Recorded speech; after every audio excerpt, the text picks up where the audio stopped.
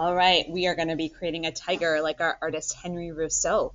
To begin our drawing of our tiger, we're going to draw a really big circle. So right now I'm just kind of lightly moving my hand around of where the circle might go. And when I'm feeling confident about how big and where the circle is going to go, I'm going to actually draw it. When I open my big hand, it's bigger than my big hand.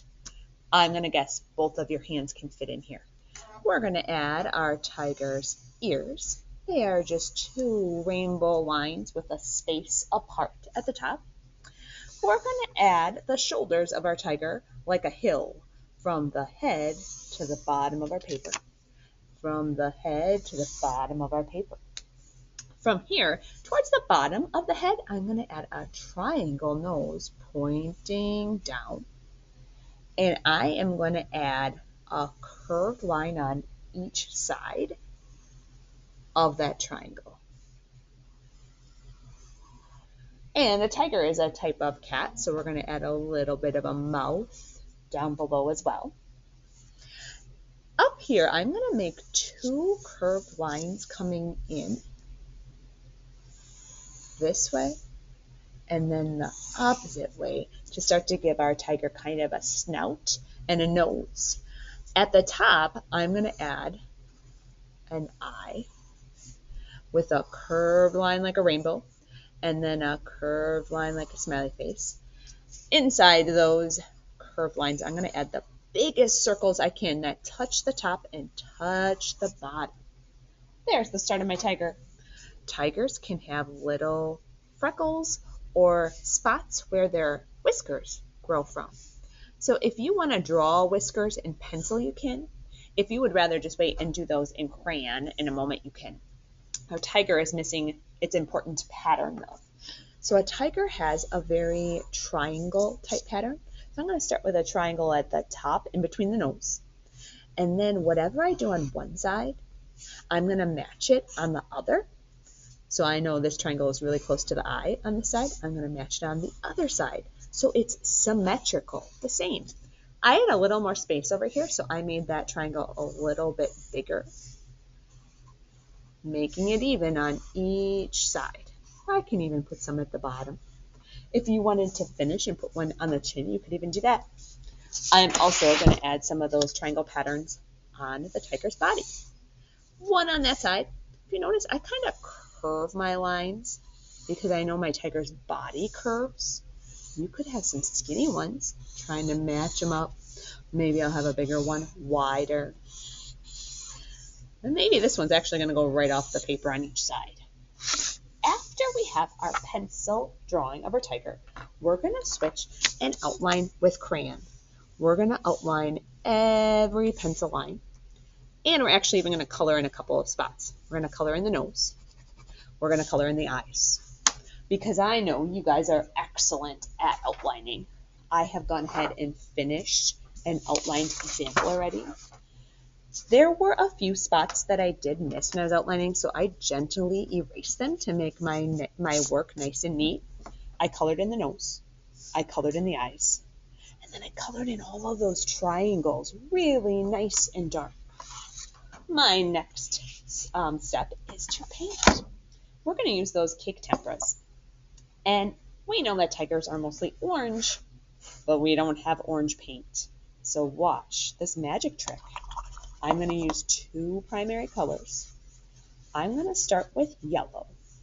And I'm going to paint. This yellow has a little bit of dirt or green or blue in it. That's okay. I'm going to paint right over my crayon. The paint won't stick to that.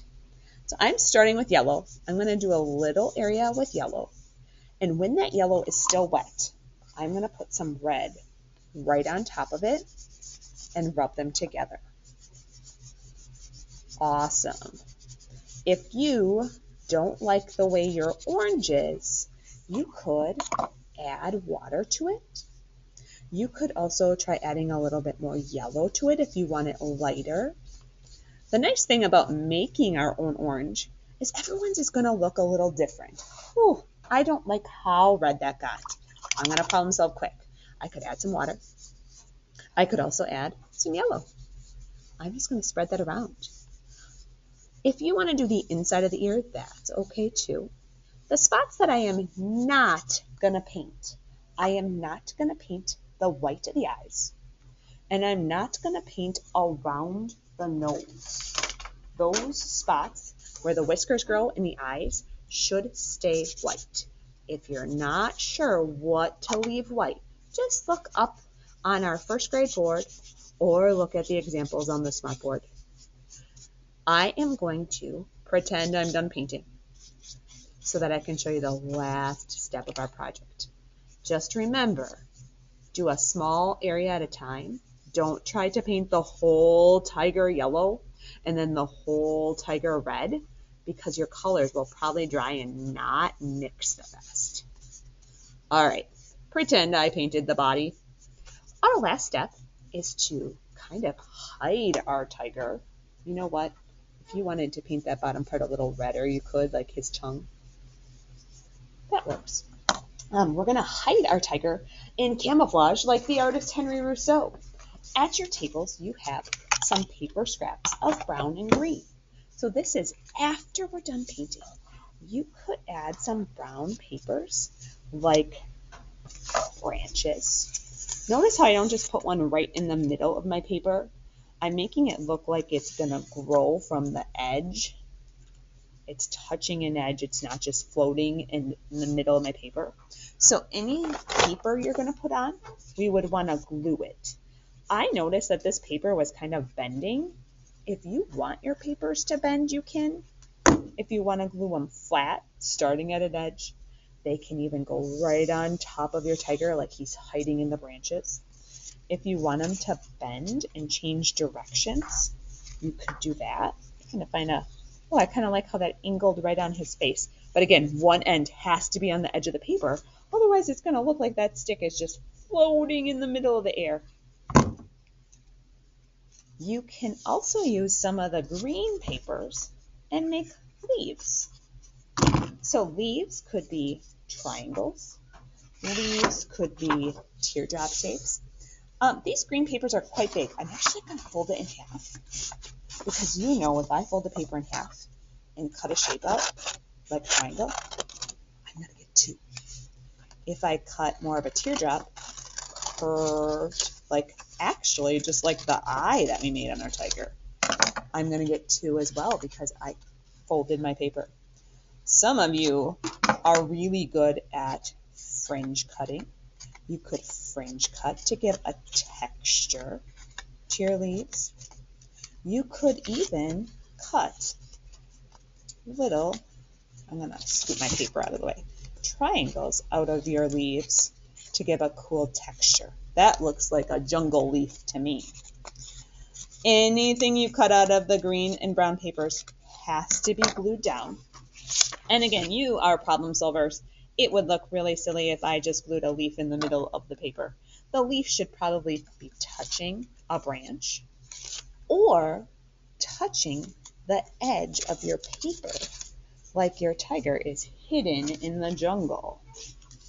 You get to have fun disguising and hiding your awesome artwork. It's okay if things are on top of your tiger. It looks like your tiger is behind those leaves and branches. Finished artwork is going to go in the drying rack.